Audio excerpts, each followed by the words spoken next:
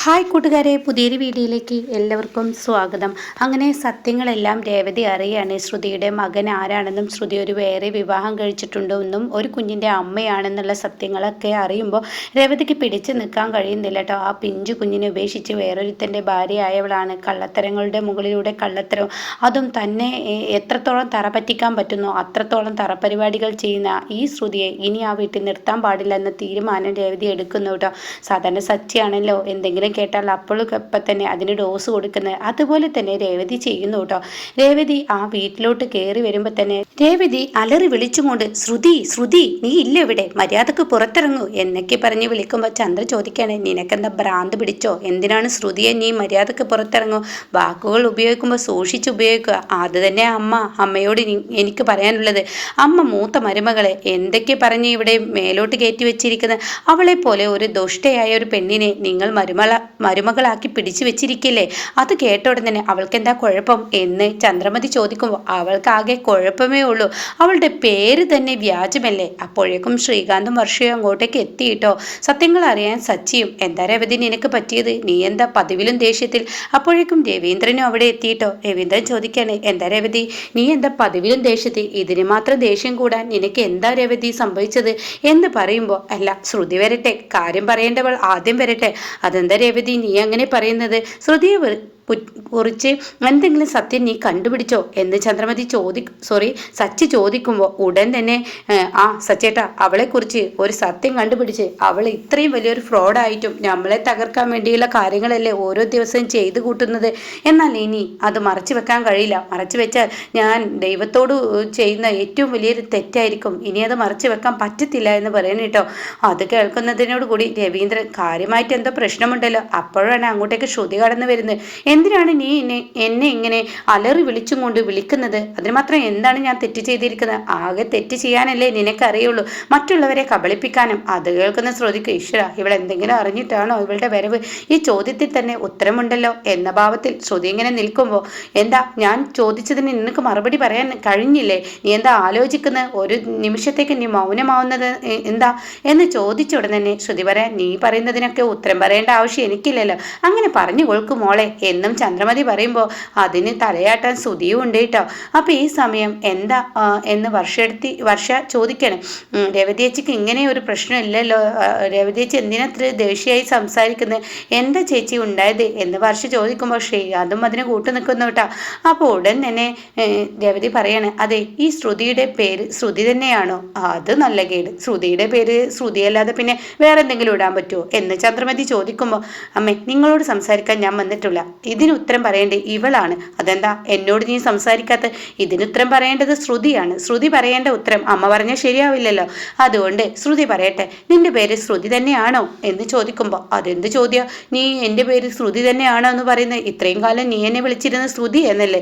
ഇപ്പോഴെന്താ എൻ്റെ പേരിനൊരു വ്യത്യാസമുള്ളത് കൊണ്ടാണ് ഞാൻ അങ്ങനെ പറഞ്ഞത്. നിന്റെ പേര് ശ്രുതിയാണോ? അതെ ശ്രുതിയാണ്. എന്നാൽ നിനക്ക് അതിൻ്റെതായ രേഖകൾ ഉണ്ടല്ലോ, അറ്റ്ലീസ്റ്റ് വോട്ടർ ID അല്ലെങ്കിൽ SLC ബുക്ക്, അല്ലെങ്കിൽ നീ പഠിച്ച ഓരോ സർട്ടിഫിക്കറ്റുകൾ, അതിലൊക്കെ നിന്റെ പേരുണ്ടാവുമല്ലോ. ഉണ്ടാവും എന്നിങ്ങനെ പേടിയോടുകൂടി ശ്രുതി പറയുമ്പോൾ, വേണ്ട, നീ നിന്റെ ആധാർ ഒന്ന് എടുത്തിട്ട് വാ. അത് കേൾക്കുന്നതിനോടുകൂടി ശ്രുതി അങ്ങ് പേടിച്ചു കേട്ടോ. ഇതെന്താ ഇതിന് ഉത്തരമില്ലേ? അത് കേട്ട ഉടനെ തന്നെ ചന്ദ്ര പറയണേ, എന്തിനാ മോളെ നീ ഇങ്ങനെ മടിക്കുന്നത്? നീ അവൾക്ക് ആ പേരെടുത്ത് കൊടുക്ക്. ആ ആധാരോ SLCയോ എന്താ വേണ്ടിച്ചാ അതൊക്കെ അവളുടെ മുന്നിൽ നികത്തി കൊടുക്ക്. എന്നിട്ട് വേണം എനിക്ക് ഇവളെ ഇട്ട് പൊരിക്കാൻ, എന്നിട്ട് വേണം ഇവളുടെ മുഖത്തടിച്ച് 4 വാക്ക് എനിക്ക് പറയാൻ എന്നൊക്കെ ചന്ദ്രമതി പറയാൻ കേട്ടോ. ആ സമയം ശ്രുതി അവിടെ മിണ്ടുന്നില്ല, ഇളകുന്നില്ല, നിൽക്കുന്നിടത്ത് കിടന്ന് പരുങ്ങുന്നു, തൻ്റെ കൈകാലുകൾ വിറക്കുന്നു. ആ സമയം രേവതി പറയാണ്, അവൾ കൊണ്ടുവരില്ല, അവൾ കൊണ്ടുവന്നാൽ അവളുടെ പേരെന്താണെന്നറിയോ? കല്യാണി എന്നാണ്. അത് കേൾക്കുന്നതിനോടുകൂടി എല്ലാവരും ഞെട്ടിപ്പോവാണ്. അപ്പോൾ ശ്രുതി ചോദിക്കുക, കല്യാണിയാ? എന്ത് കല്യാണിയാ എന്ന് പറഞ്ഞ ഉടനെ, അവളുടെ പേര് കല്യാണിയാണ്. നീ ഒരു പൊട്ടനായതുകൊണ്ട് നിന്നെ എല്ലാവരും പറ്റിക്കുക. അത് കേൾക്കുന്ന ചന്ദ്ര പറയാണ്, നീ എൻ്റെ മകനെ പൊട്ടനെന്ന് വിളിക്കരുത് കേട്ടോ അമ്മേ. ചില കാര്യങ്ങൾ മുഖത്ത് നോക്കി തന്നെ പറയണം, അല്ലാതെ മനസ്സിൽ വെച്ചിട്ട് കാര്യമില്ല. അമ്മയുടെ മകനും അമ്മയും ഒരു പൊട്ടന്മാരായതുകൊണ്ട് തന്നെ ഇവൾക്ക് ഇത്രയും നാൾ ഇവിടെ എല്ലാവരെയും പറ്റിച്ച് നിൽക്കാൻ കഴിഞ്ഞു. അത് കേട്ട ഉടൻ തന്നെ, രവേട്ട ഇവളുടെ വാക്കുകൾ അതിര് കടക്കുന്നു. ഇവളെ ഞാനിനി അടിച്ചിട്ട് മറ്റുള്ളവരെ എന്നെ ചോദ്യം ചെയ്യാൻ നിൽക്കണ്ട എന്ന് സച്ചിയുടെ മുഖത്ത് നോക്കി പറയുന്നുണ്ട് കേട്ടോ. ആ സമയം സച്ചി പറയണേ, അല്ല അമ്മേ, എന്തിനാ നിങ്ങൾ എൻ്റെ ഭാര്യയെ എങ്ങനെ കുറ്റപ്പെടുത്തുന്നത്? എൻ്റെ ഭാര്യ ഇവളുടെ പേര് ശ്രുതിയാണോ? അതിന് രേഖകളുണ്ടോ? ഒരു ആധാർ ഉണ്ടെങ്കിൽ അതിൽ കാണിച്ചു കൊണ്ടാ എന്നല്ലേ പറഞ്ഞിട്ടുള്ളൂ, വേറൊന്നും പറഞ്ഞിട്ടില്ലല്ലോ. ഇവളുടെ പേര് കല്യാണിയാണെന്ന് പറയുന്നു. അത് അല്ല എന്ന് സ്ഥാപിച്ചെടുക്കേണ്ടത് ഇനി ശ്രുതിയുടെ മിടുക്കാണ്. ശ്രുതിയാണെങ്കിൽ ശ്രുതി, അല്ലെങ്കിൽ കല്യാണിയാണെങ്കിൽ കല്യാണി. അവള് രേഖ കൊണ്ടുവരട്ടെ. അത് കേൾക്കുന്ന ശ്രുതി മിണ്ടുന്നില്ല. തനിക്ക് ഉത്തരം പറയാൻ കഴിയുന്നില്ല, തനിക്കതിന് മറുപടി പറയാൻ പറ്റുന്നില്ല. ആകെ പരിങ്ങല്, അതിനൊന്നും പറയുന്നില്ല. ആ സമയം അത് പിന്നെ എൻ്റെ പേര് കല്യാണി എന്നാണ് എന്നിങ്ങനെ പരിങ്ങലോട് കൂടി പറയുമ്പോൾ ഉടൻ തന്നെ എന്താ എന്താ നീ പറഞ്ഞ എൻ്റെ പേര്? അതേ സുധിയേട്ടാ, എൻ്റെ പേര് കല്യാണിയാണ്. അപ്പോൾ ചന്ദ്ര ചോദിക്കുകയാണ്, നീ ഇത്രയും നാൾ ഞങ്ങളെല്ലാവരും പറ്റിക്കുകയാണോ? ഇവൾ പറഞ്ഞതുപോലെ പറ്റിക്കുകയായിരുന്നോ എന്ന് ചോദിക്കുമ്പോൾ, അമ്മേ, ഞാൻ എൻ്റെ പേര് നിങ്ങളോടെല്ലാം ശ്രുതി എന്ന് പറഞ്ഞത് ഞാൻ പറയാം അതിൻ്റെ ബാക്കി എന്ന് പറഞ്ഞിട്ട് രേവതി പറയണം, ഇവളുടെ പേര് കല്യാണിയാണ്, ഇന്ന ഭാഗത്താണ് ഇവളുടെ വീട്, ഇവൾ ഒരു മലേഷ്യക്കാരൻ്റെ മകളുമല്ല, മലേഷ്യക്കാരനായ ഒരു അച്ഛനുമില്ല, ഇവൾ ആരും തന്നെ ഇല്ല, ഒരു പാവപ്പെട്ട കുടുംബത്തിലെ, നമ്മളെല്ലാവരും അറിയുന്ന കുടുംബത്തിലെ ആ മകളാണ്. അവൾക്കൊരു മകനുമുണ്ട്. അതിൻ്റെ പേരും കൂടി അങ്ങ് പറഞ്ഞു കൊടുക്കണം കേട്ടോ. ഇത് വിശ്വസിക്കാനാവാതെ ശ്രുതി ഇങ്ങനെ, നേരാണ് ശ്രുതി ഈ പറയുന്നത്? അത് കേട്ട ഉടനെ തന്നെ അത് പിന്നെ എന്ന് പറഞ്ഞിട്ട് ഇങ്ങനെ നിൽക്കുമ്പോൾ, എന്തിനാ ശ്രുതി നീ മടിക്കുന്നത്? നീ കല്യാണി, നീ മടിക്കുന്ന എന്തിനാ? ആ പാവം പിഞ്ചു കുഞ്ഞിനെ അതിൻ്റെ അമ്മ ആരാണെന്ന് അറിയാതെ ഇത്രയും നാളും അത് വിതുമ്പുമ്പോൾ നീ അതിൻ്റെ മുന്നിലോട്ട് അമ്മയെന്ന് പറഞ്ഞ് നീ ചെന്നപ്പോൾ, ഇപ്പോൾ അതിൻ്റെ അമ്മയുടെ കൂടെ ജീവിക്കാൻ ആ കുഞ്ഞ് ആഗ്രഹിക്കുമ്പോൾ നീ ഇവരോട് സത്യം മറച്ചു വെക്കുന്ന എന്തിനാ? എല്ലാ സത്യങ്ങളും തുറന്നു പറ എന്ന് പറയുമ്പോൾ ഒരക്ഷരം മിണ്ടാനാവാതെ ശ്രുതിക്ക് നിൽക്കേണ്ടി വരികയാണ് കേട്ടോ. ഈ സത്യങ്ങളെല്ലാം അറിയുമ്പോൾ രവീന്ദ്രൻ മുന്നിലോട്ട് വരികയാണ്. എന്നിട്ട് രവീന്ദ്രൻ ചോദിക്കുകയാണ്, രവതി, നീ അറിഞ്ഞത് സത്യമാണോ?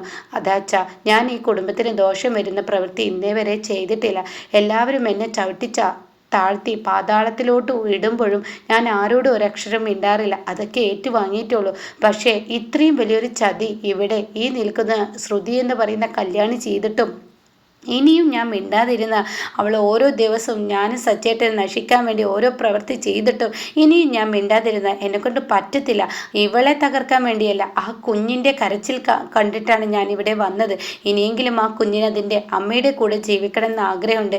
മറ്റുള്ള ആളുകളൊക്കെ അതിൻ്റെ അമ്മ എവിടെ, അച്ഛൻ എവിടെ എന്ന ചോദ്യത്തിന് മുന്നിൽ ആ പിഞ്ചു കുഞ്ഞ് കിടന്ന് ബുദ്ധിമുട്ടുകയാണ്. അറിയാലോ ആ കുഞ്ഞിൻ്റെ അവസ്ഥ എന്തെന്ന്. അത് കേട്ട ഉടൻ തന്നെ ശ്രുതിയാണെങ്കിലോ, എടി, നീ എന്നോട് ഇത്രയും വലിയ ക്രൂരത നീ ചെയ്യണോ? എന്തിനു വേണ്ടിയാണ്ടി നീ എൻ്റെ ജീവിതം തകർത്തത്? അപ്പോഴേക്കും ചന്ദ്ര ഓടി വന്നിട്ട്, ശരിയാണ്, എന്തിനു വേണ്ടിയാണ്ടി നീ എൻ്റെ കുഞ്ഞിൻ്റെ ജീവിതം തകർത്തത്? അതിന് മാത്രം എന്ത് തെറ്റാണ് ഞങ്ങൾ ചെയ്തത് എന്നും പറഞ്ഞിട്ട് ശ്രുതിയോ കരണക്കുറ്റി നോക്കി ശ്രുതിയും ചന്ദ്രയൊക്കെ അടിക്കുന്നുണ്ട് കേട്ടോ. പിന്നീടാണെങ്കിൽ ശ്രുതി പറയണേ, അതെ, ഞാനായിട്ട് ആരുടെയും ജീവിതം തകർത്തിട്ടില്ല. നിങ്ങൾ പണത്തിൻ്റെ അത്യാഗ്രഹം കൊണ്ട് നിങ്ങൾ എന്നിലോട്ട് വന്ന് അടിഞ്ഞു. പിന്നീട് എനിക്ക് നല്ലൊരു ബന്ധം കിട്ടുന്നു എന്ന് തോന്നിയപ്പോൾ ഞാനതിന് തലയാട്ടി. അത്ര തന്നെ. നിങ്ങളുടെ മകന് എന്നെ പ്രണയിച്ചു, ഞാൻ വിവാഹം കഴിച്ചു, അതിലെന്താ തെറ്റ് എന്ന് ചോദിക്കുമ്പോൾ ഉത്തരം പറയാനാവാതെ അവിടെ നിൽക്കേണ്ടി വരികയാണ് കേട്ടോ.